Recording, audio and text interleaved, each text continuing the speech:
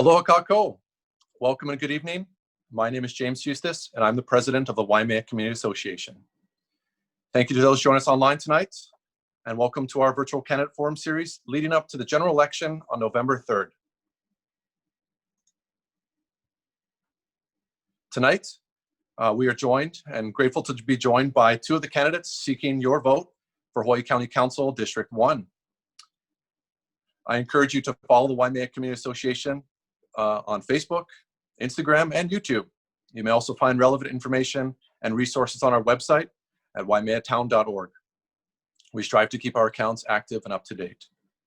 At this point, I would like to recognize the WCA board members, our Vice President, Michael Donnelly, our Treasurer, Louis Dubois, our Secretary, Frankie Pang, our Assistant Secretary, Patty Cook, and our directors, Nancy Carr-Smith, Riley Smith, Lonnie Olson-Chong, David Greenwell, and Llewellyn Kumalai. The Waimea Community Association Board is grateful for the support shown by the community to hold virtual town meetings. Earlier this year, we held a series of virtual forums leading up to the Hawaii State primary election in August, and have continued to hold monthly town meetings in this virtual setting. Thank you all for your interest in joining us those past evenings and for viewing and sharing those recordings. You're welcome to revisit these videos on the Waimea Community Association Facebook page or up on the WCA YouTube channel.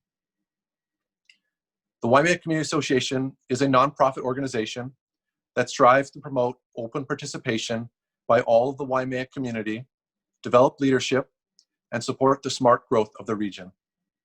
If you'd like to support the work that we have done and help continue our effort in connecting with our community, you are more than welcome to donate and join as a member.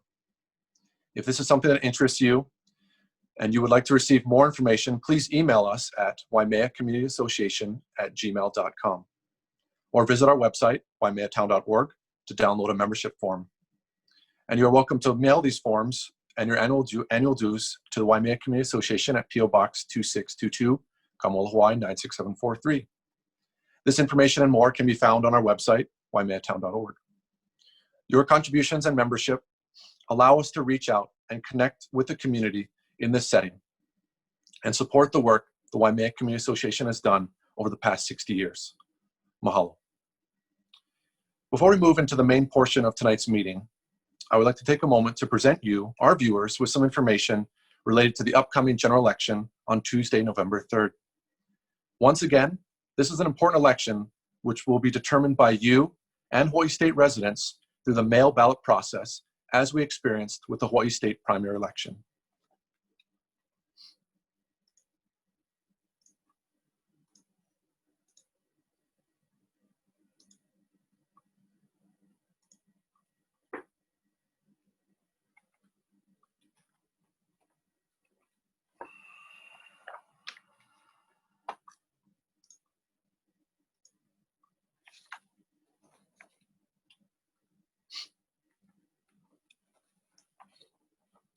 Vote by mail process, just some information for you out there watching us here. To register, reconfirm, or update your voter registration, please visit www.olvr.hawaii.gov. The deadline to register for the general election and to receive a mail ballot packet is next Monday, October 5th. And the Office of Elections will mail you the Hawaii County Election general ballot packets on Wednesday, October 7th. That's the date they're aiming to mail all those packets out to us here on Hawaii Island. And voters should receive their ballot packets by the next week, which would be about Wednesday, October 14th. If for some reason you do not receive yours, make sure you please contact the Hawaii County Elections Division Office. Their number is here, 961-8277, or you can even reach out to the State Office of Elections, and their numbers are there for you to read there as well. It is very important that you be sure to mail back your completed ballot, your voted ballot, in a timely manner. And it has been recommended that you mail your ballots back by Tuesday, October 27th, if you're using the United States Postal Service. And be sure to note that all voted mail ballot packets must be received by your clerk's office, Hawaii County Clerk's Office, no later than 7 p.m. on Election Day, so November 3rd at 7 p.m. This list here just shows you the number. We've increased the number of drop boxes, secure drop box locations here on the Big Island. These locations are for you to use if for some reason you were unable to mail them back using the USPS.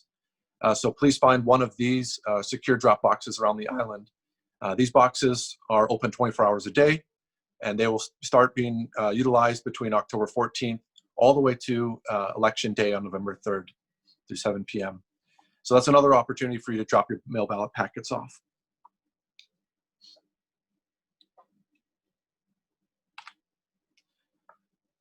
And also there are the voter service centers still. We still have the 2 voter service centers, one in Hilo and one in Kona, the Hawaii County Building in Hilo and the West Hawaii Civic Center in Kona.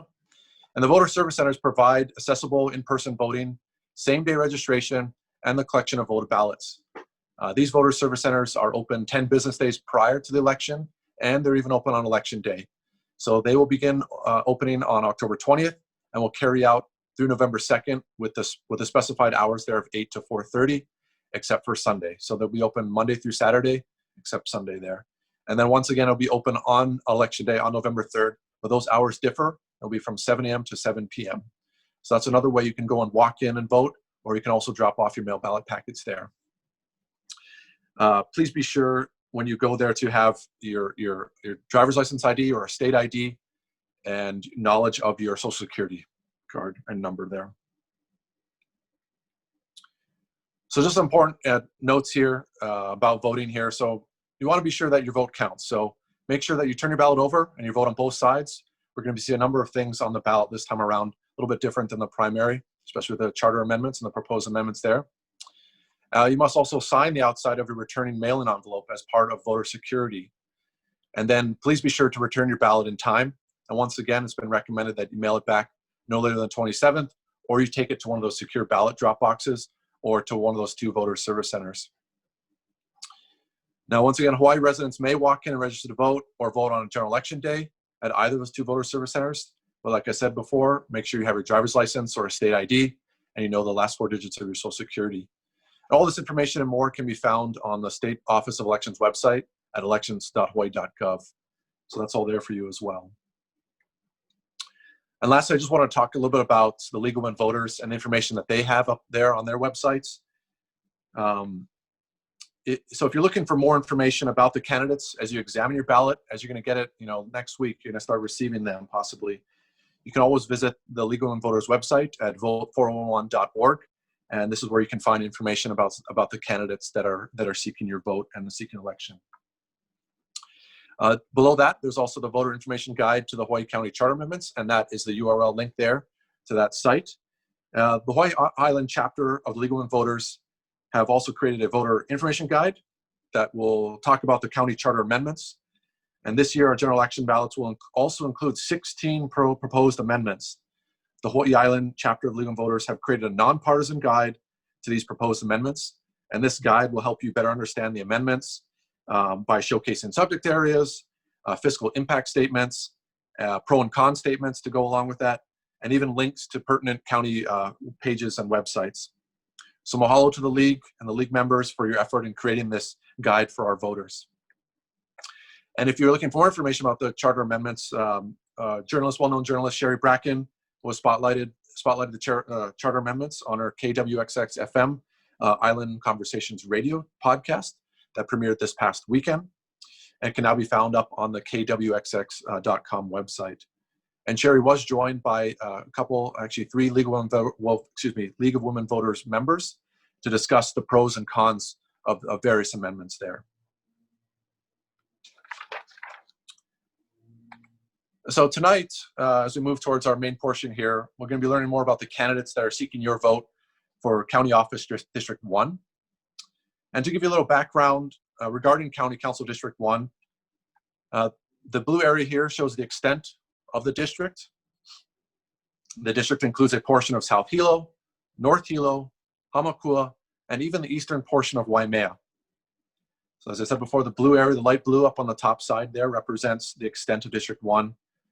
And these next few maps kind of show the detailed extent and boundary of District 1 as it relates and connects to surrounding communities. So this is here on the eastern portion of District 1 where it relates to Waimea. And this portion here shows its connection to the Hilo districts over there.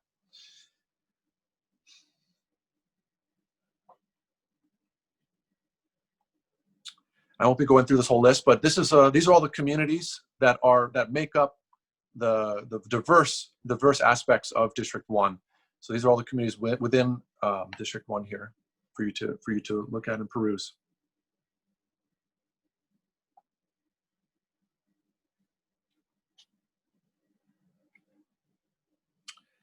So we're very grateful to be joined by the two candidates, Ms. Heather Kimball and Mr. Dominic Agong, for joining us tonight for Council District 1 race here. And I'll pop them up on the screen right here so you can see everyone with us.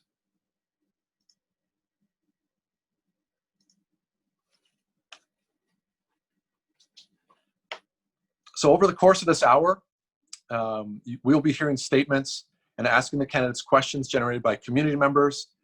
And before the start of the live stream, we determined with the candidates, the order in which they would present and answer these questions. The candidates will begin this evening by giving a 2-minute self-introduction. And after their self-introduction, candidates will then be asked a series of questions. We hope that the questions asked of the candidates during this forum series better inform your decision during the election process. If you'd like to learn more specifics about these candidates, I would encourage you to ask them or their campaign directly. Thank you for taking the time to submit your questions to the Waimea Community Association and helping making this forum community-driven. We also have assigned specific amount of time for each of the questions, and candidates may use up to that predetermined time, and a bell will sound when they have gone over their time. Candidates will rotate their turn order throughout the evening as the questions are presented to them. And we will try to tackle as many questions as we're able to in this hour. Toward the end of tonight's forum, we will give the candidates another 2 minutes to present their closing remarks. And tonight, I'm grateful to be joined by two of our Waimea Community Association board members, Nancy Carr-Smith and Patty Cook. And they will assist me and assist us in presenting the questions to the candidates. So at this time, I would like to start off our virtual forum this evening as we hear from the candidates running for County Council District 1 by welcoming Ms. Heather Kimball to the floor. Ms. Heather Kimball, your 2-minute self-introduction begins when you're ready. Thank you, James, and thank you to the rest of the Waimea Community Association board for hosting us tonight, and especially mahalo to everybody watching on Facebook Live. It's an unusual campaign season. It's really hard to get out there and meet you, so thank you for taking the time to get to know us, the candidates. My name is Heather Kimball, and I am a teacher, a canoe paddler, a small business owner, and an active volunteer. But my most important job is as a mom. I'm a mom of 5 daughters, and the reason that I'm running for office is it's really about our kids. It's about my kids and your kids and our grandkids. We here in Hawaii, we don't export a lot from these islands, but the one thing we do export, unfortunately, is our children, because a lot of them can't afford to stay here. They can't find good jobs, and it's just become an issue where everybody's going to have to go to the mainland to see their grandkids. So I'm running for office because I want to make sure that there are opportunities here for our children. We have affordable housing for our teachers, our firefighters, our police officers, and our infrastructure and county facilities are safe. And we're certain that we're not going to feel the devastating impacts of climate change. Thank you again for the opportunity to get to know you tonight. Again, my name is Heather Kimball, running for County Council District 1. Mahalo.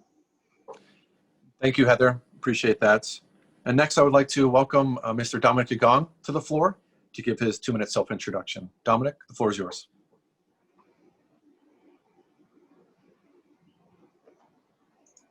I'll make sure I'm muted there, Dominic. There we go. How's that? Perfect. Okay, very good. Thank you. Thank you, James. You know, Mr. Clyde Imana, rest in peace, several years ago, tapped me on my shoulder and he says, you know, Dominic, it's time for you to think about running for public office. You know, those, and I told him that, you know, I'm not a politician. And he said, you know, Dominic, he looked me sternly in the eye and he says, you know, Dominic, there's going to come a time when it's not going to be your choice, but your responsibility. And those words really have had an impact on my life, throughout my life. And you know what, Mr. Imada was correct. You see, because the sugar plantation closed down years later, and I got to tell you, the absolute chaos that happened when the sugar plantation closed down, where people were out of work, people had no money for food, we had people having spouse abuse and child abuse and theft that was happening. And Mr. Amato is right. It was my responsibility because I could not sit back and watch my community suffer. So I did run for office. And I tell you, I was so happy because the first time I ran, there were 6 people running against me. But the people of rural South Hilo, of North Hilo, Hamakua, and portions of Waimea, they chose me. And, not only did they vote for me that first time, but they also voted me 6 times. So I was able to serve for 12 years. And I appreciate that. But I tell you right now, the deja vu that I'm feeling in regards to COVID-19 compared to what happened back then, it's the same thing. People are struggling, but I got to tell you, this COVID-19 pandemic is 10 times worse.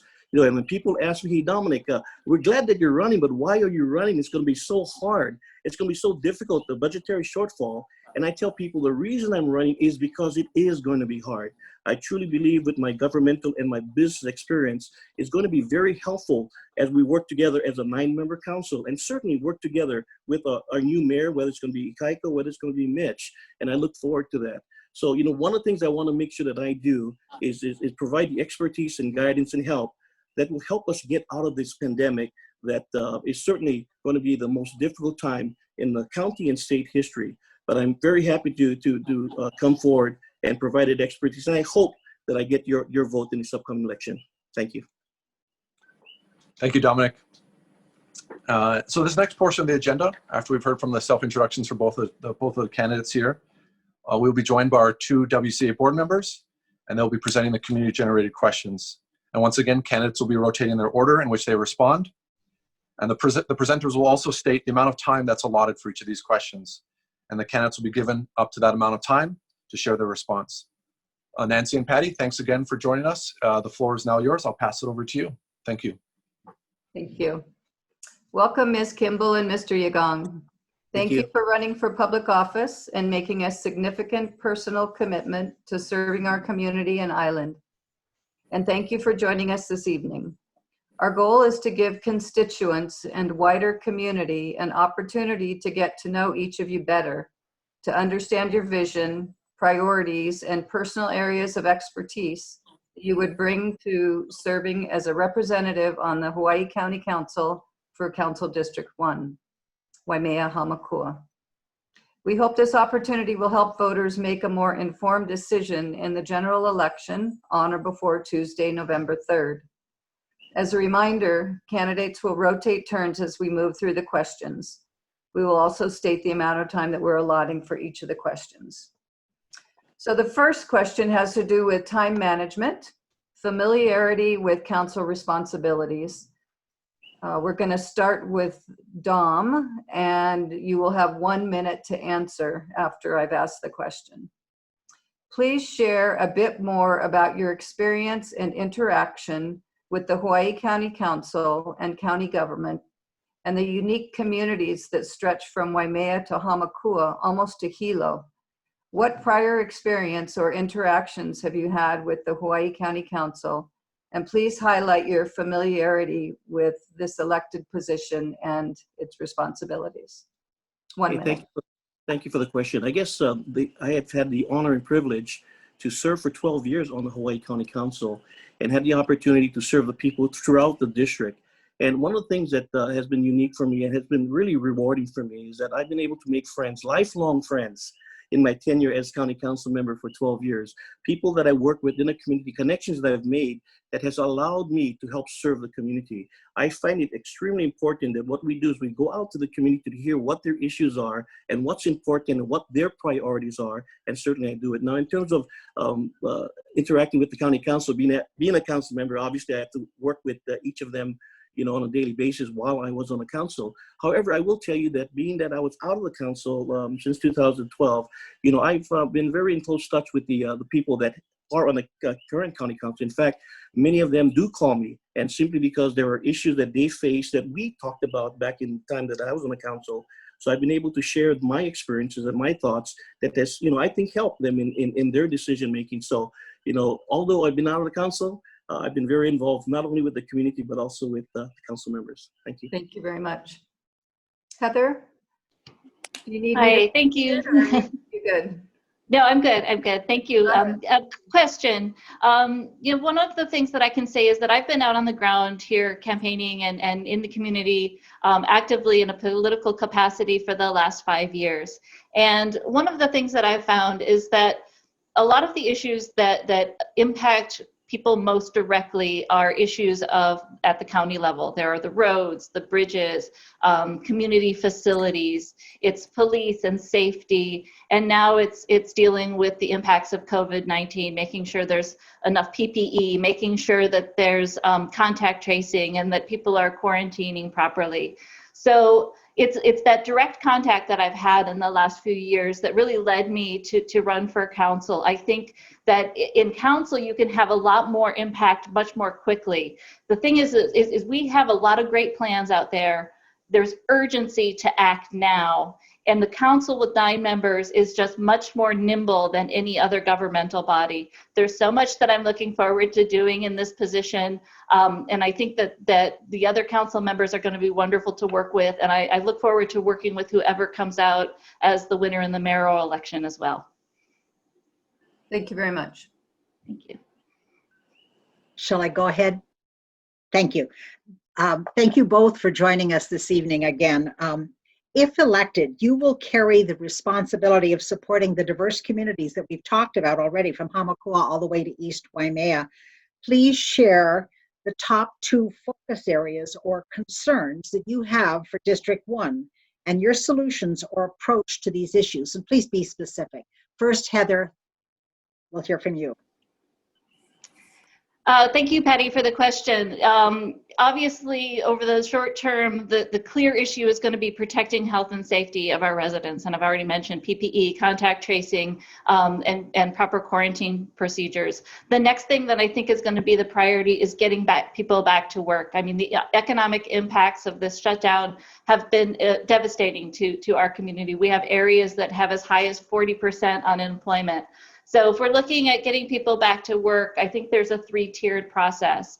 There's the folks that loved what they were doing, they want to go back to it, we need to work on getting them back safely. The second tier is folks that are willing to retrain, to try to do something different.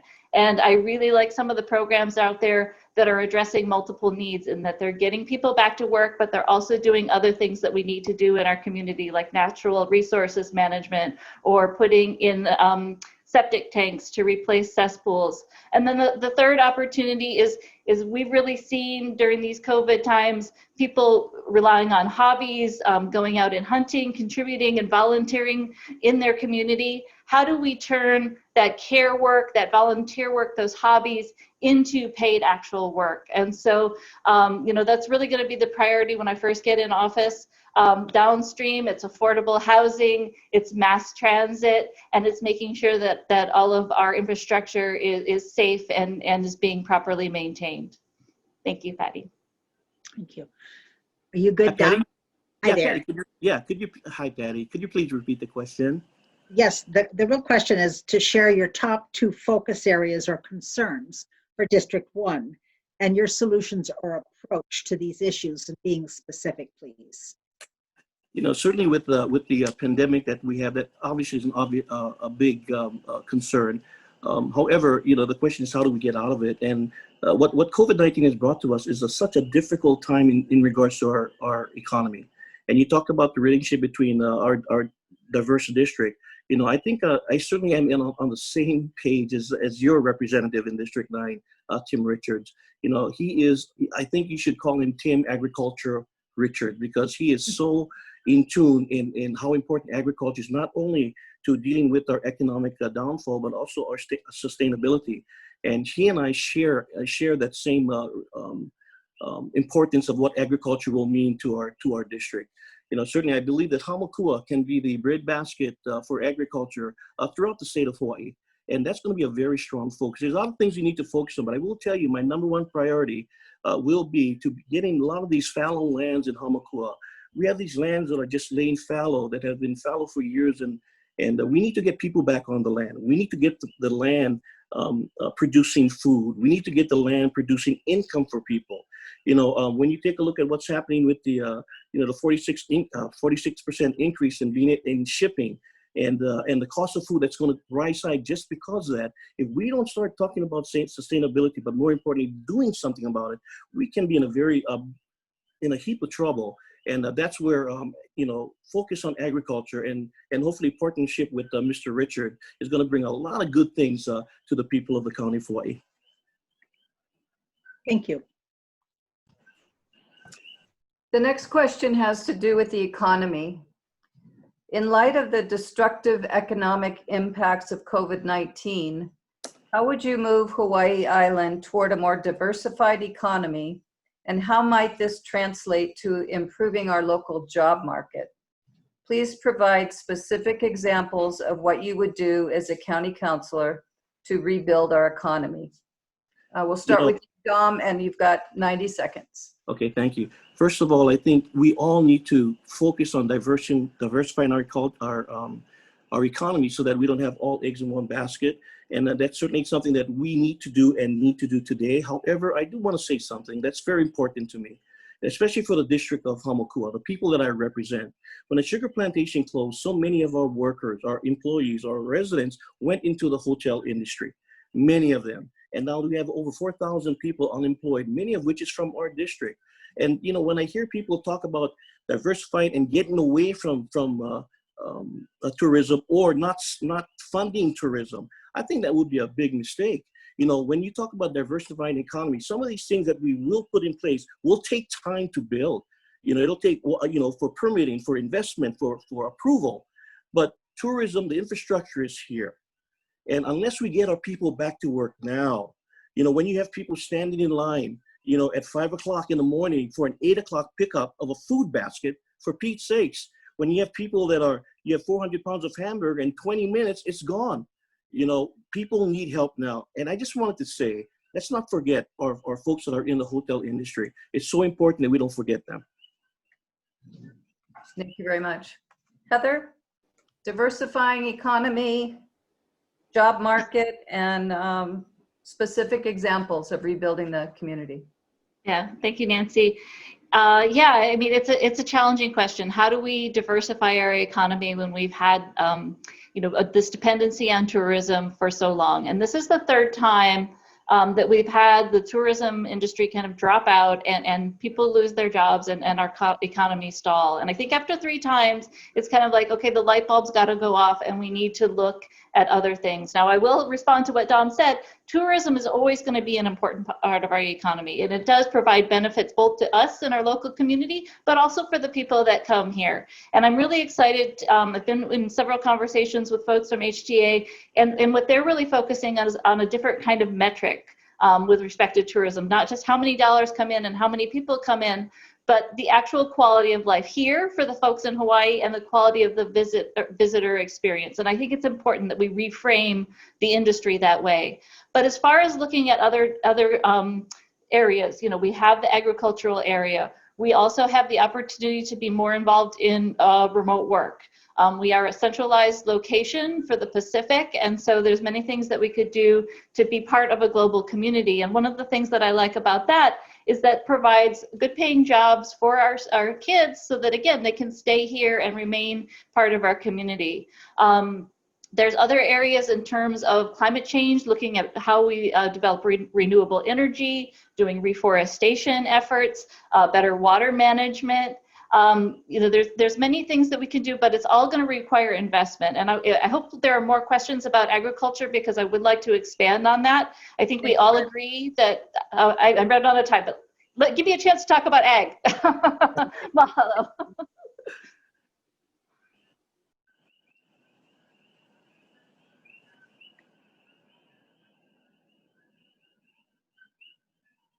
Someone may Patty, be you're muted. Patty, make sure you're unmuted there. I'm talking away. Thank you both. First question, or this next question, is about the county budget, and it's a 1-minute answer starting with Heather. A significant portion of a council person's responsibility is to serve as a check and balance to the mayor's annual budget proposal. The county budget is almost $600 million and involves more than 2,800 employees and at least 5 public worker unions. What experience do you have in effectively reviewing, managing, approving larger budgets? Heather, you're first. Thank you, Patty, for that question. One of the experiences that I have professionally is that I worked for the Joint Genome Institute, which is a governmental organization funded by the U.S. Department of Energy. In that position, I held a supervisory role where I was responsible for a multi-million-dollar budget across many different departments, as well as managing up to 15 full-time FTEs. So I do have experience in terms of looking at budgets and spending federal dollars. We all know that a household budget is not identical to a municipal budget or a government budget. It needs to be handled in a different way. So I do have that experience to be able to contribute in that particular important role. One of the things that I really am interested in doing as a council member is I want to be the one that goes out there looking for money. We are going to have a budget shortfall because of COVID. And we're going to need to go out there and find some other sources of funds to get some of these projects that the community wants to see done. Dominic? Thank you. Well, certainly serving on the county council for 12 years exposed me to the budget, and really in such a way where the committees that I manage and with the budget are all large budgeted areas. For example, the Environmental Management Committee, and also the Public Works and Parks Committee. And and one of the things that was my strength is really participating in the financial process, in the budgetary process, so much so that my colleagues selected me to be the chairman of the Finance Committee, not of a department, but of the entire budget of the entire county of Hawaii. And that certainly was a tremendous experience, because it was during a time that our budgetary, we had major budgetary shortfall, not like what we're doing now. But certainly being the chairman of the Finance Committee certainly gave me a front row seat of not only how the budget works. Folks, I got to tell you, the budget, it's about this thick, the amount of paper booklets that we get and supplemental information that we have to go through. And having that experience and running that department, I think it's a major plus. On top of that, I was also selected as chairman of the Hawaii County Council, which means I had to do the budget for the entire legislative branch. So I certainly do have the experience in dealing with a $600 million budget, and it doesn't scare me. Thank you. Thank you. This is a follow-up question on budget. It's a 90-second question, and Heather first. Concurrent with the check and balance budget responsibility, a council person must advocate for funding for programs, services, and physical improvements within the district. Please share your thoughts about setting priorities and how or why you are more qualified to effectively bring home the bacon for your constituents. Well, as a scientist, I can tell you that going after money, soft money, as we call it, is something that I have a lot of experience in, writing grants and justifying funding my projects. Hamakua has, it's a big district. It has a lot of facilities. It has a lot of roadways and bridges. The first thing in terms of prioritizing what we address is always going to be health and safety. That is, as a government official, that is your primary role, to make sure that health and safety is protected. In addition to that, making sure that we have our first responders funded. We have such a wide district.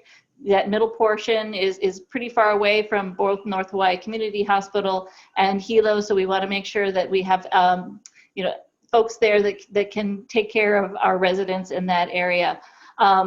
It's going to be a challenging budget season ahead. Like I said, there is going to be a shortfall because of COVID. I think we are going to need to look for other sources of funding, which includes getting grant money.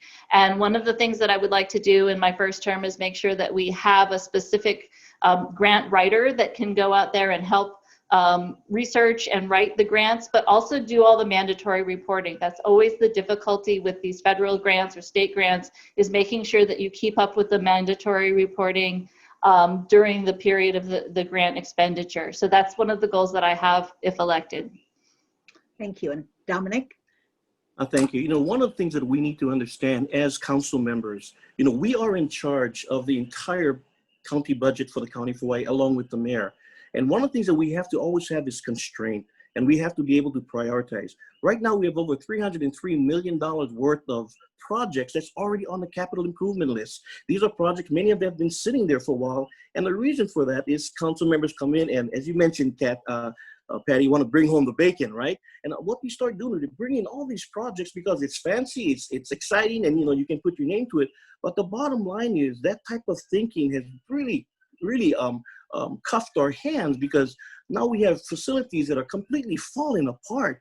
We have facilities that are unsafe for the users, unsafe for our workers. What we need to do is have constraint. We are in a pandemic. We're going to have a budgetary shortfall. Forget about new stuff for this next budget. Let's focus on what we have on the list of $303 million worth of projects and prioritize those. And that will help the economy. We can get those projects out to bid, and that will help the economy stir, because we are now putting these projects out to the private sector. So we need constraint at the same time helping our economy.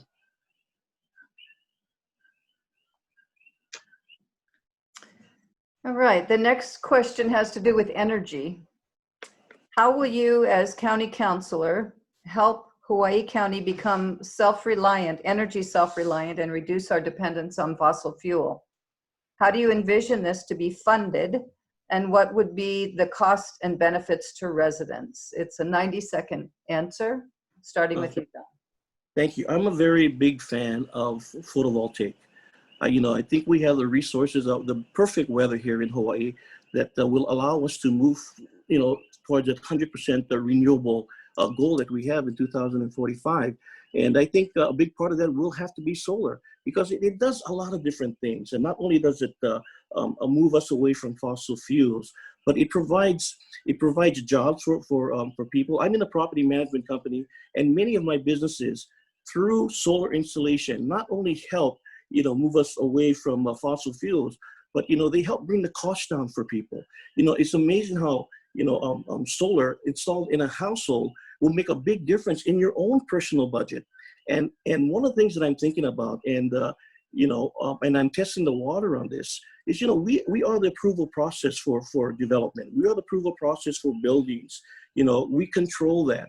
And one of the things that we should seriously think about, because I'm such a fan of solar, I think we start thinking about mandating that when you build these apartment buildings, when you build these huge development, that we must mandate you that you are installing these solar applications, because it'll be good for Hawaii. And I tell you, a lot of my businesses that I run, what happens is they don't put solar, the developer doesn't put the solar, and then they end up with the electrical cost that really affects their budget tremendously. And then they have to go out and now finance the installation of solar. I think we should have laws that help us move towards that. And I think mandating PV installation is one thing we really should look at. Okay, thank you. Heather? Hi, thank you, Nancy. The energy field, or even just the reduction of carbon emissions, is where I've been working in my professional capacity for the last 5 years, looking at how we as a state and as a county get to what is carbon neutrality, or balance between what we emit and what we sequester through our natural environment. There's lots of renewable options open to us. PV is a great one. We have wind, geothermal. And the key thing here is always about placement, making sure that they're placed in safe areas. The other key is looking at storage, our opportunities for storage. Batteries have gotten cheaper and more cost effective. We also have the capacity to use hydrogen as a storage process, which can be used both for energy, for electricity and power, but also for transportation energy to move buses around and things like that. What I would like to see us do actually as a county is to push forward to a 2030 goal for Hawaii County to be energy neutral or carbon neutral. And that would mean that we lead the way. We set the example for the community. Some of the other things that we can look at are allowing for microgrids or communities to have solar farms and storage that they can share together. That provides a lot of resilience for these communities, so that they are on a battery backup in case something happens to the larger grid. And in the event with greater storms and issues relating to climate change, having that sustainability with both energy production and storage is really critical. You can't forget the storage component. Right, Thanks, right. Nancy. Okay, thank you. I've got a follow-up question regarding a project in your district. Please share your specific thoughts about Hu Honua Bioenergy. 1 minute, please. Dom? Okay, thank you. Well, as far as Honua, I think the PUC did make the correct decision in regards to not allowing them to be waived by the bidding process.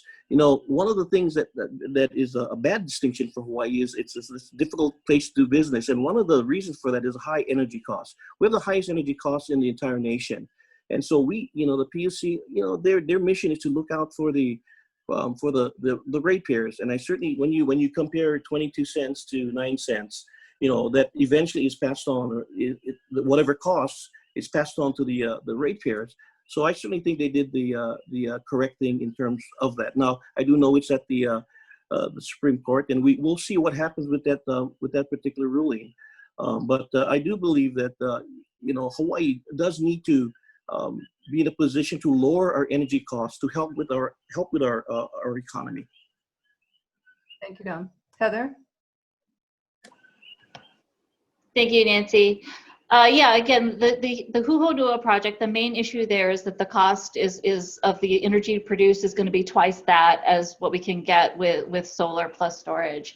And it's really unfortunate that the folks that work there for Hu Honua got caught up on this in this, you know, rapidly changing energy market. I know they're going to lose their jobs. I know that families are going to suffer. Hopefully down the road, that site can be transferred into some other sort of useful employment facility that's more stable for our community. The other aspect is those trees up there in Laupohoihoi in that area.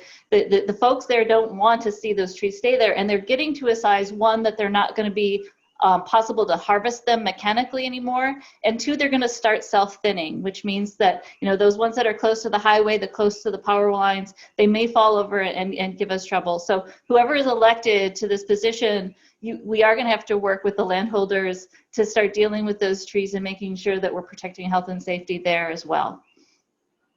Thank you. I'm back, and we're going to be talking about agriculture. This is what I think you both wanted to do. It's prioritized in the Hamakua CDP. Can you, and as it also can be an important driver to help diversify our economy and improve food self-reliance. If elected, what is your vision for agriculture, and what steps can the county take to maximize our food self-reliance? Please be specific, especially if you have thoughts about legislation you would introduce or changes you would like to pursue to increase local food production. Heather, 90 seconds. Thank you, Patty. Thank you for giving me this opportunity. Yay. You know, the crazy thing is right now that the biggest local food producer is in the Central Valley of Oahu. And as Dominic said, we could be the breadbasket. We have some of the best agricultural land in the state. And why are we not using it? And there's a number of reasons. But I think with COVID, and even prior to that, we've all come to the agreement that, hey, look, we need to be food self-sustainable. And with the plan that was put together in 2006, there was a plan developed for sustainable agriculture in Hawaii, in District 1. A lot of the guidelines are already there. It's just about implementing it. We need to support the ag process from the beginning, from training farmers to maintaining seed banks, to providing for added value, to providing marketing tools. The crazy thing is these days farmers are expected to do all of that. I was on a great call the other day with somebody that's running a CSA, and she basically said, if you want to work 7 days a week, 12 hours a day, and barely get by, become a farmer. We've got to change that narrative. If kids are not excited about farming, we're going to run out of people that are willing to do it. And so if we care about this, if we agree as a community that food sustainability is important, then we absolutely have to invest in it. We know what we need to do. The plans are there, providing the infrastructure, providing the ability to live on the properties that you lease, making sure that we have ag security, you know, to reduce the ag theft, bringing on an ag commissioner. We know what we need to do. We just need to invest in it and make that commitment. Thank you, Dominic. Thank you very much. I agree with everything that Heather said. Agriculture is really the key. And I got to tell you, one of the things that we really need to focus on is those organizations that are right now, today, going into our schools and teaching our kids about agriculture. having our kids get their hand dirty in these school projects. We need to find monies to these programs, and we need to be able to get these kids at this age interested in agriculture, because that's one of the biggest shortfall. And that is kids that have agricultural families, they don't want to continue farming. And, and I think that's a travesty. And part of it is because we haven't given that emphasis in terms of the curriculum for our school students. I think that has to happen. In terms of in Hamakua, I got to tell you, the county owns land in Hamakua, thousands of acres, and what we need to do is we have to put together a policy that I'm already working on that will allow us to get these lands in public hands. We are going to be able to get these lands in public hands by taking away the bureaucracy that existed in prior years while I was on the council. People that didn't understand, that it is an advantage when we can get people onto the land, but when you make it so difficult, whether it's, the leases are so high, whether it's the requirement for an incredible amount of insurance, we have the opportunity to change the way we deal with agriculture by understanding that if we get people on the land, it'll be a benefit to the county of Hawaii. It'll be a benefit to people to enjoy or learn and prosper from agriculture. But we have to make it happen by having our bureaucrats get out of the way and let us make it simple to get people on the land. And like I said, we have a plan that's coming forward that will accomplish just that. We'll make Hamakua flourish. Thank you. The next question has to do with homelessness and affordable housing. I know they're two very different topics, but what will you do to address those items? And please include any specific projects or programs that you've been involved in to address the high cost or availability of low cost housing. 90 seconds, Don. Okay, thank you. Well, being on the county council and being in the industry that I'm at, a lot, and this is what I see happening. A lot of times when these projects are being proposed to the community and proposed to the county, the problem is you get people that does not want these developments to come in, these housing projects to come in. Why? Because it brings traffic, and we've got to get away from this whole thought of NIMBY, not in my backyard. People that are fortunate enough to live here in Hawaii, that maybe have moved from the mainland into Hawaii, and they got their piece of paradise. Unfortunately, what I find is it's the same people that say they don't want anything else to be built. And who get left behind? It's a local person. It's a local guy. Because and what we need to do as county council is we need to hold the developer feet to the fire to make sure that we have affordable housing as part of the project. And of course, there's formulas that we deal with, but we have the leverage, we have the approval power. We can make sure that we make it where affordable housing for our people, is a bigger part of their development if they want to be approved. And I think we need to do that. We have that opportunity as council members to do that, but we cannot continue to say, not in my backyard. Thank you. Heather?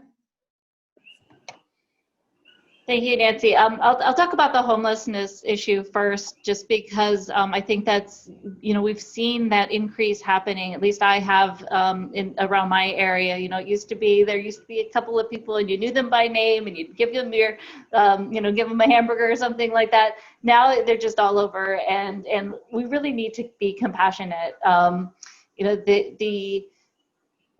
I've always supported a housing first approach, that the outcomes are just much better if you get people into shelter. I think that's just a basic human right. And then you can deal with the other issues that may be health issues or substance abuse issues or mental health issues. So as far as the homelessness, I do support a housing first option.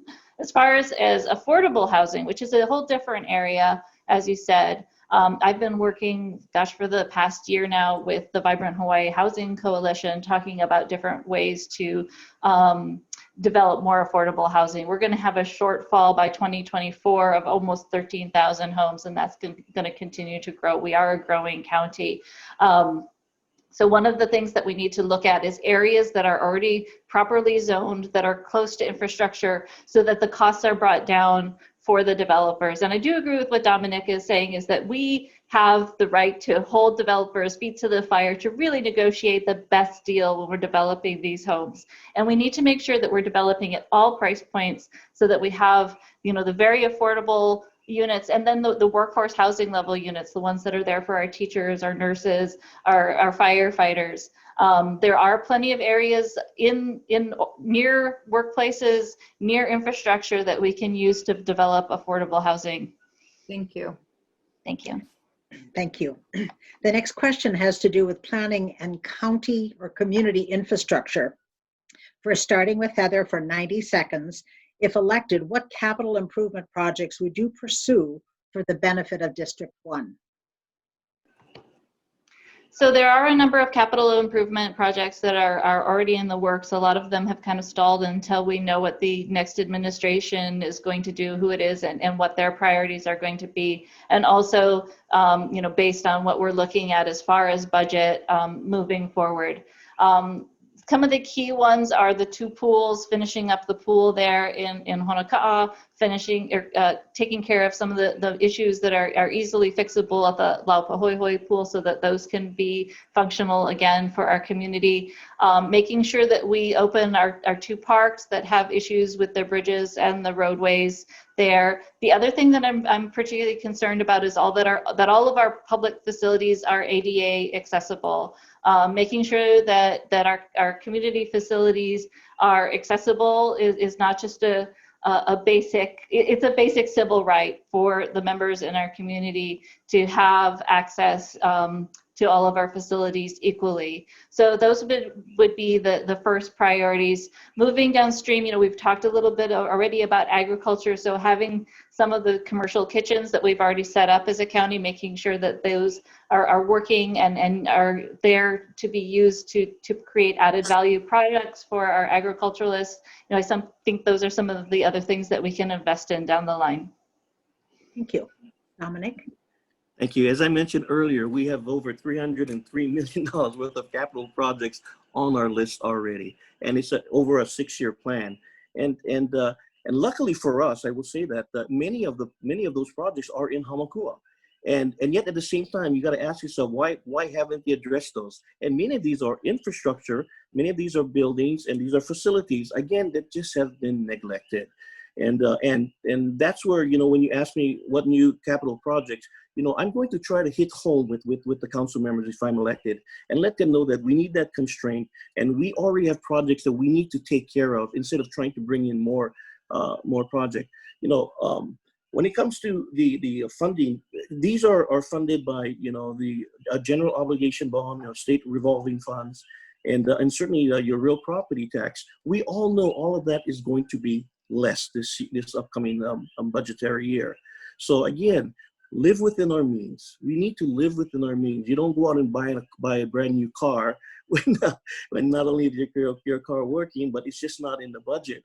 So I just want to be careful with that. And I'm not trying to say that there's things that I would there's things that I would like to see done in Hamakua, in Rose South Hilo, in North Hilo, Hamakua, and out in Waimea. But at the same time, this next year, I just want to say, hey, forget it.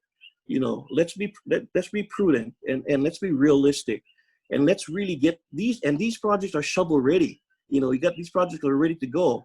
If you bring in a new project, you got to take a long time to go through the permitting and the bidding process. Let's get the economy rolling by doing this now and have constraint. Thank you. Thank you. Thank you, Patty. The next topic is planning and permitting. Plan review and permitting are a constant source of concern for many people.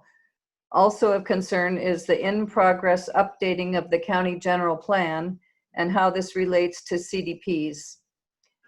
Please share your views on this and what you plan to do to address the needs and concerns of your constituents. 1 minute, Dom. First of all, I've had the opportunity to speak to the mayoral candidates, and they, and you just listen to the forum. They all know that part of the issue that we have in terms of getting things moving in the economy is the fact that our permitting process is, does delay things. And I will tell you that department works hard. That department works very hard, but they've had some difficulties. Due to COVID and so forth. But this is what I think I will. One of the things that is going to be important. And being that we have both candidates for mayor that is focused on this, that's going to be important. So my job is going to be working with the mayor, because it's the council that makes the laws. It's the council that amends the rules that we have. So I'll be working with either candidate to make sure. But more importantly, I'll be working with the people within the department. I've already reached out to people, and they have actually reached out to me and say, Dom, these are the things that we feel needs to be done that will help streamline to help our economy. They want to help, but they're confined by the rules. We need to change the rules, but they don't change rules. It's the county council. So working with the mayor, working independently with the people inside of the department, I think we'll really come up with a good product that will help get things moving. Thank you. Heather, 1 minute. Thank you, Nancy. That's certainly a loaded question, and I know that it's a challenge for a lot of businesses as they're getting started here, whether it's getting their kitchen certified or making sure that they have all of the proper equipment in place to begin operations. You know, my husband is an architect here and working on a project for a business owner that took over a year to go ahead and get through the permitting process. It is something that we need to streamline, putting all of the different types of permits into a single process so that you're just getting one permit, which has already been worked on by the council, is something that I will continue to support. The other aspect of this is just making sure that we have the folks in the right positions that are qualified to do the work, and making sure that the leadership is following through, and making sure that permitting is getting done. I want to make sure that as far as renewable energy projects, we should have an expedited process to get those permitted, get those off the ground. I want to also say that I'm not going to agree with Dominic on his, oh, it's too bad we're not going to have the money for new things. If there's one thing that we know from economists, that when you have a downturn like this, the best thing the government can do to get the economy going again is invest in infrastructure, invest in jobs. I realize that's going to take money, but I also think that there is going to be stimulus funds out there, and we need to make sure as a council we're ready to go after those and go after them aggressively. Thank you, Bill. Thank you. The next question has to do with emergency response. From what we've learned from this last COVID pandemic, what more or differently should the county be doing to address the spread of COVID-19 to get schools reopened and people back to work? 90 seconds, please, Heather. Thank you, Patty. I think that the key issue is communication, and I think that was kind of where we had some shortcomings early on, is communicating effectively where things were with the public. So we just want to make sure as we move forward, we are still going to be under these conditions for a while. It will be a while before we get the vaccine. So we want to make sure we're communicating clearly and effectively with the public, and that means communicating that we need to stay vigilant. We need to make sure we keep wearing our masks, that we supply PPEs for our first responders, that we're making sure that we're doing contact tracing, that we have testing available for our community, and that we make sure that whatever quarantine process is in place makes sense along with the scientific information that we have, and that it is effectively being followed. Now, I'd like to see us do more opening, but we just have to do it very cautiously, making sure that each step we're not taking step backwards. We have the critical thing for our community is how few hospital beds and how few ventilators we have. We just need to keep those numbers low enough that we don't put ourselves at risk by overstraining our system. So it's just a matter of continuing to communicate and making sure that people are staying vigilant until we have a vaccine that's widely available. Thank you, Dominic. Thank you. You know, I think we were a little slow to the draw in terms of how we reacted early on, but I think we've caught up. I really think that you know, the state and county has really stepped up, and you know, and when you take a look at some of the performances, I really admire Kauai, because you know the mayor there took some bold steps and he took some tough steps. But what he did was he actually got buy-in by the community, and the community, you know, responded.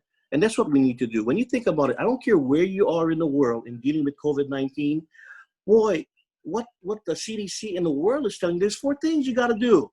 Wear a mask, social distance, you know, and wash your hands, and don't gather in large groups. You know, we have a pandemic, and yet we have people that fail to recognize that they need to do their part. We have many people that are doing their part, by the way. I get so proud when I see that, when I go around, the community, and I go around, shopping in Hilo and Kona. There's many people that are, abiding. But unfortunately, we do have some people that don't, and it puts everyone at risk. So if there's anything that I can say that it is our kuleana, everybody's kuleana. And I do agree with Heather, education, continuing education is important, but people need to understand that until we get the vaccine, and I think the vaccine, when it does come in, it's going to solve a lot of our problems, at least 50%, because I believe 50% of people will do the vaccine, the other 50 won't, and they'll sort of wait to see what happens. But I think once that vaccine comes in, I think we can move to a point where COVID-19 may just be a memory. But until then, we need to minimize how many people get sick. We need to minimize how many people die. And we got to remember that this is a serious thing, but everyone can do their part by doing the simple things that CDC is asking us to do. And we should do that. Thank you. Continuing though on the response to pandemic, it's really put a spotlight on emergency response and preparedness. What would you do to help the district and island be better prepared for natural and man-made disasters in the future? Heather? It's actually Heather, 1 minute, please. Okay. It's confusing. Thank you, Patty.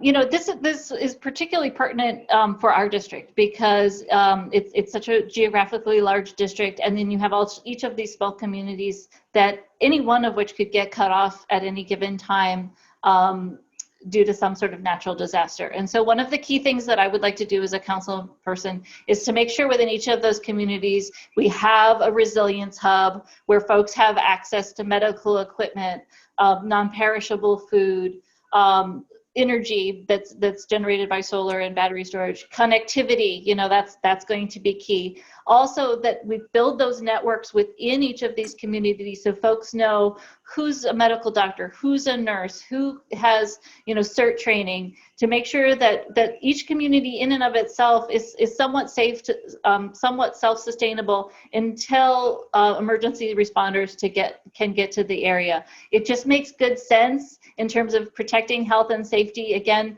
that's the key thing for the government to do, but it also makes sense from the standpoint of how important it is to build community. And that's, my motto is community first, and that's all about making sure that people within our community are connected to each other. It's good for your health, it's good for your state of mind, and I want to make sure that we do that so we're protecting ourselves and keeping ourselves resilient in the event of natural disasters. Thank you.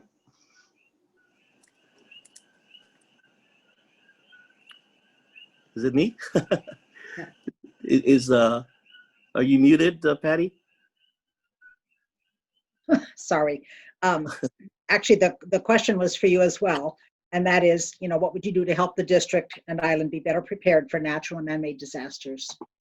Thank you. A good question. I think one of the important, and for lack of a better word, I really believe that we need to do a thorough assessment and timeline of what took place.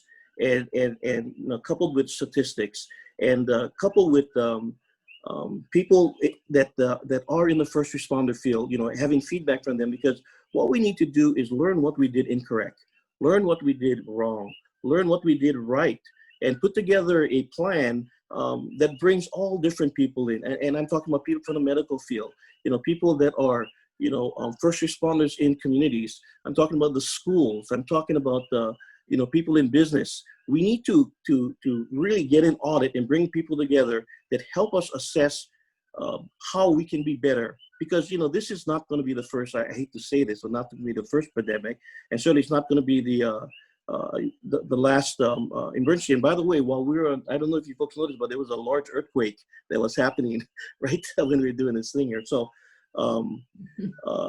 So I really think what we need to do is make sure that we have a thorough assessment and with thorough recommendations of how we can be better prepared. We actually have two earthquakes. We have the earthquake, and there's news on CNN that both the president and his wife are positive for COVID, which is shocking. It's yours, Nancy. Okay. Just a quick question here. We love Waimea, our community here, and we would like to know what a priority or an issue that you plan to address in the community of Waimea? Don? Yeah, I think the 30, yeah, just a 30-second Yeah. answer, please. yeah. In order to get a good answer, a right answer for that is I need to go out to the community.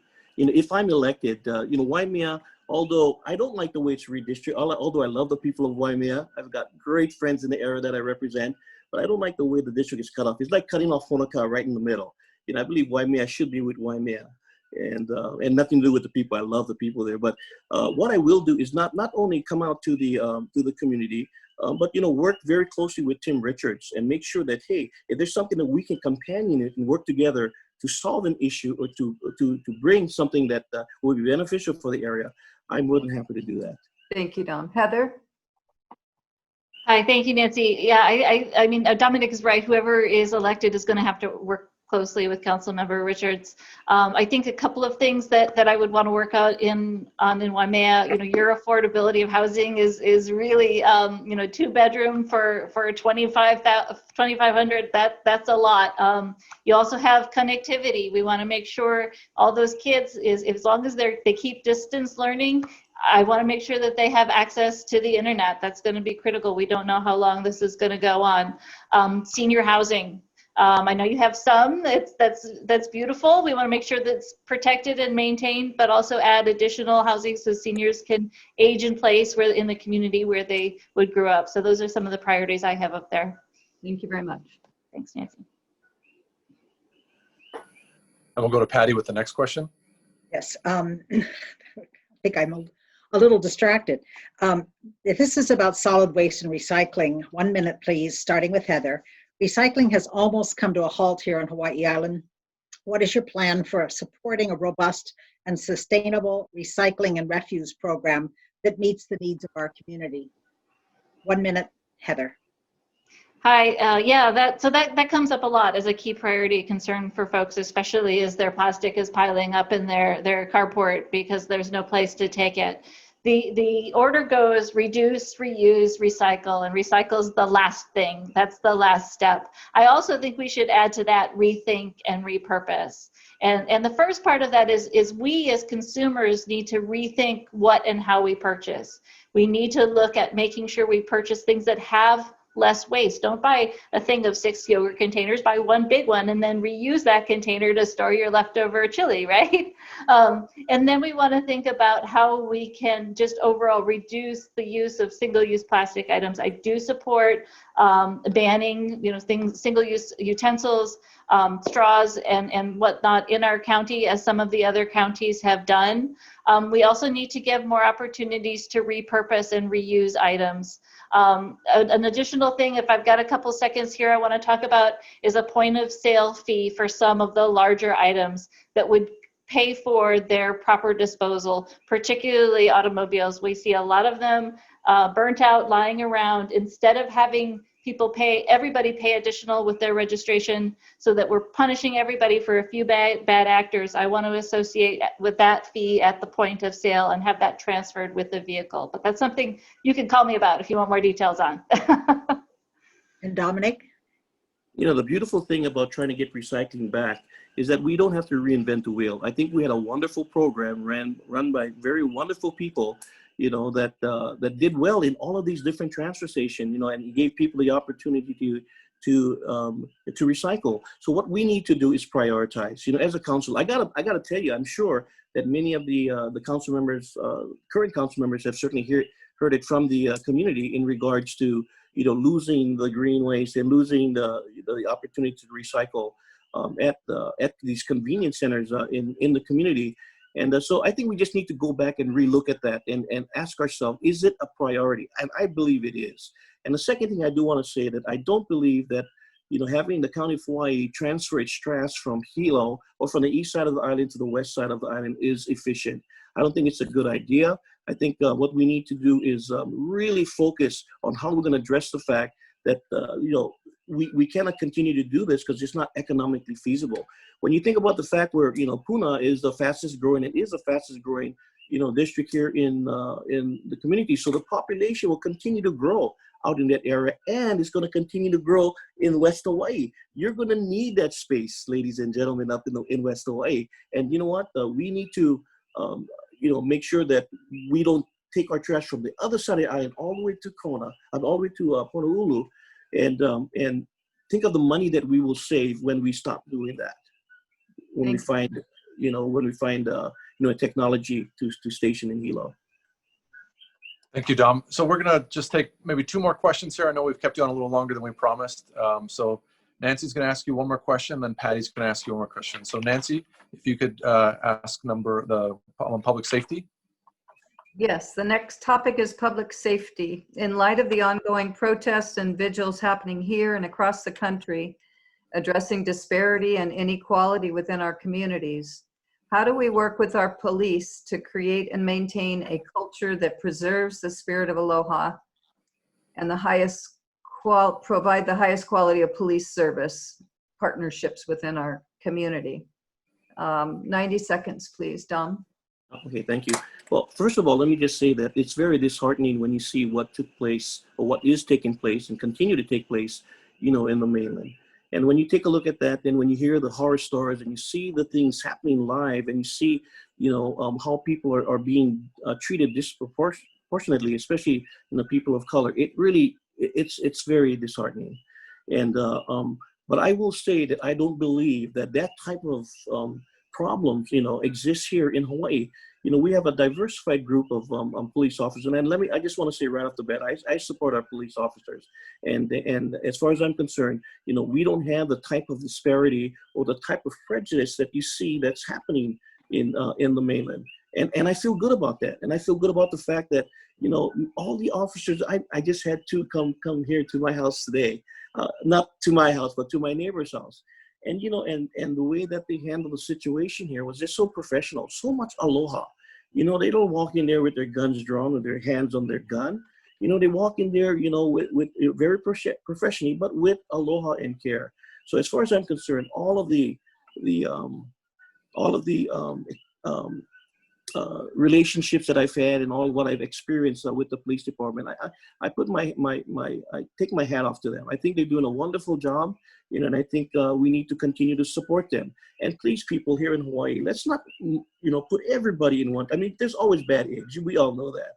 But do not, paint our officers as the officers that you see in some of these places in the mainland that really do need to be called out because of the behavior. But we have great officers here in Hawaii. Thank you, Dom. On the Big Island. Heather? Thanks, Nancy. Yeah, I think what I would like to see is greater investment in upstream issues, so that we're not getting to the point in many of these cases where our police force needs to be involved. And granted, a lot of that is going to be a state level issue, making sure that we have better access to mental health care, which is so critical, making sure that we're making use of our drug court and we have facilities for people to recover from substance abuse. Our county has no facilities for youth or for women that accept Quest for people to recover in their communities. And we know that people recover better when they recover near their friends and neighbors. So I want to make sure that we're investing in that. For me, domestic violence is a huge issue, and I think it's one of those things that's an upstream issue. Child abuse and neglect, that translates into problems down later in life. I'm a survivor myself, and I have dedicated a lot of effort to making sure that our domestic violence laws are fair and safe, but we also need to work on that sensitivity and understanding that each family is going to be different, and sometimes just putting somebody in jail is not the solution to a domestic violence situation. We need to work with folks to teach them, how to handle their anger, how to get along with the rest of the family, how to malama each other in a culturally appropriate way, depending on what that family has, what they issues they have. So, if I'm a county council, elected to county council, that's where I'm going to be investing my time, making sure we're addressing these upstream issues and de-escalating before it gets to the point where police need to be involved. Thank you very much. This is the last question and then closing. This is about accountability and accessibility. Beginning with Heather, 1 minute. As a council member, what will you do to assure that you are accessible and accountable to your constituents? I think that if there's anything that I hear that people really, really want to see from their elected officials, it is exactly that. I want you to be accountable and I want you to listen to me. I will be available to you 24/7. This will be my primary job. I have focused so much of my time, put so much of my heart into this, and I will continue to do that. And I will give you my phone number right now, 808-333-1535. And people are like, you're crazy giving out your phone number. Is it ringing off the hook? And it's not. Why aren't you folks calling me? Please, I do want to hear from you. I can be a better council person if I hear from you. My job is to represent you. So definitely give me a call. Or you can try Heather at voteforkimball.com. I will respond to your emails. I will respond to your phone calls. I'm here for you. That's my job. As far as long-term transparency, one of the things that I think we need to do, we're maturing and growing county. I've run out of time. I'll talk about that later. You've got my number though. And Dominic? Thank you. Someone called me and asked me, hey, Dominic, are you going to do this job full-time? And I says, no, because this job is not full-time. This job is lifetime. This job, let me tell you, I served for 12 years, and I will tell you, it's 24/7. You have to be available when people need your assistance, and it's really on their time. So one of the things when you think about the longevity that I was serving in the Hawaii County Council, I worked with 20 other council members, believe it or not, in my tenure, and many of them came and went. And one of the biggest complaints is exactly what you're asking, accountability, and communication, and so that's something that I truly believe is not only part of the job, but it's an absolute requirement. And one of the things that I'm proud of is that not only am I approachable, not only am I there for people to contact me and available, but it's something that I believe is important. And in regards to transparency, I think if you go back and take a look at some of the history, you will probably see that that's one word that I use constantly in talking with governmental officials and departments, that how important transparency is to the people of the county for the people that we represent. And I will continue to do that. Well, thank you, Dominic, and thank you, Heather. So we're moving on to, I know we've kept you a little longer and I apologize about that, but we really appreciate you taking the time to answer these questions. And thank you, Nancy and Patty, for asking these of the candidates here. So as we approach the end of tonight's forum, I'd like to give each of the candidates 2 minutes for their closing remarks. We will start with Dominic, and just kind of to give you an idea of what we're looking for and kind of a closing remark, if you could tell us one thing about yourself that many might not know about and that you might believe would help you become an effective council member.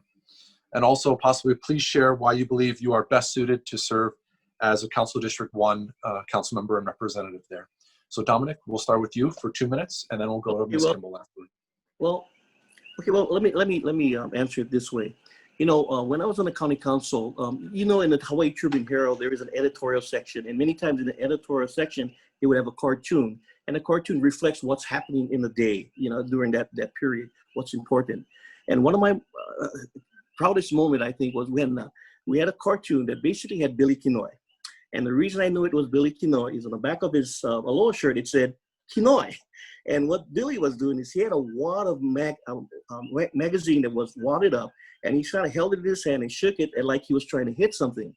And the caption above his head was, get out of here, or get out of here, get out of here. And he was facing this dog. Now, it wasn't just any dog. It was a Yagong dog. And the reason I know it was a Yagong dog is on the body of the dog, it said Yagong. And the head of the dog was my face. Now, the Yagong dog was standing in front of a sign. That sign said, Hawaii County taxpayers. And the Yagong dog was protecting the Hawaii County taxpayers. And the caption above the Yagong dog was, "Brr, how are you going to pay for it?" And the caption above the cartoon was simply, Hawaii County Watchdog. And, I took pride in that because it was very important to me that I take my job very seriously by making sure that things are done above par, that things are done fair. And the way to do that is you have to be someone that's not afraid to scrutinize and not afraid to take a look at what needs to be done. I don't believe a watchdog is needed now. Right now, I think what we need in the County of Hawaii in our situation is a bulldog. It's a bulldog that's going to fight for what we need to get us through this pandemic. And certainly with my experience on the council with 12 years and my 40 years of business experience, I really believe that certainly I would be someone that would be very beneficial to the people of the County of Hawaii. So I hope that I can get your support, and I humbly ask on November 3rd that you vote for Dominic Yagong for Hawaii County Council, District 1. Mahalo. Aloha. Thank you, Dominic. And your closing remarks, Heather? And if you'd like me to repeat the prompt, you're welcome to ask. I had to think for a little bit, but I've got something in mind, so thank you. I just want to conclude by saying thank you, Nancy and Patty, for all the great questions. I know they came from the community, so thank you to the community for the great questions. And you know, to my opponent, Dominic, I think we set an example for how other debates should be, right? And James, you certainly could teach Chris Wallace a thing or two. One of the things that people don't really know about me is so I had my first two children with my ex-husband, and I mentioned before I'm a survivor of domestic violence, and so I left that relationship due to that issue. And for a long time I struggled, and I lived on public assistance, and I was the one there standing in the grocery line filling out the paperwork with people, you know, hemming and hawing behind me. I know how that feels. It sucks. No one wants to be there. And I know so many of our folks are there now. And, you know, I feel it. I know how it feels. And I'm going to do everything I can to help get us back going again and making sure that we're all taken care of. No one has to worry about a roof over their heads. No one has to worry about feeding their children. These have been a hard few months. I've been out there every week delivering groceries, providing meals, getting supplies to Keiki, but also seeing just the beauty of everybody coming together as a community. We are a wonderful, strong community, and that's what I love so much. We're in Ohana, and that's different than anything I felt anywhere else in the world, and we should value that and treasure that. Again, I would be honored to be elected as your county council person. I hope to earn your vote on November 3rd or a little bit earlier when the ballots come. Thank you all for tuning in tonight. Really appreciate the opportunity to share a little of myself with you. Mahalo nui, and have a good night. Thank you so much, Heather, and thank you, Dominic, for your closing remarks there. Appreciate that. So, thank you. So before we close officially for tonight, and I'm grateful for our candidates staying on a little longer here to answer a couple more of our questions. I'd just like to make one brief announcement. Next week, we are also planning to host a virtual forum next week, Thursday. That would be October 8th. This is particularly and specifically with the two candidates that are seeking your vote for the seat of Office of Hawaiian Affairs for Hawaii Island Trustee. So we'll be speaking with the two gentlemen there. Both of them are Waimea boys. So we're going to be talking with them about that and their plans next week, Thursday. So stay tuned for more information about that. You know, popping here to the gallery view so you can see our candidates one last time. I want to thank them one last time for being here on the call with us and taking part in our general election County Council District 1 forum, our virtual forum. So Ms. Heather Kimball and Mr. Dominic Yagong, we wish you all the best in your campaigns. All the best to you. Good luck. Thank you. Thank you so much. Mahalo, everyone. Thank you. And then I'd like to also mahalo to Nancy Carr-Smith and Patty Cook for presenting the community-generated questions this evening. And I want to thank the Waimea Community Association Board for your support in holding these virtual candidate forums and virtual town meetings in an effort to inform voters as they consider their selection for the Hawaii general election on or before November 3rd. Thank you all to the viewers that joined us on the live stream this evening. You are welcome to rewatch and revisit these recordings up on the WCA Facebook page or up on our YouTube channel, which will be posted probably at the end of this week here to help you guide your decision in this process. And so on behalf of the Waimea Community Association Board, I wish you good health, be well, aloha. Aloha. Take care. Thank you. Thank you. Aloha, Mahalo. everyone.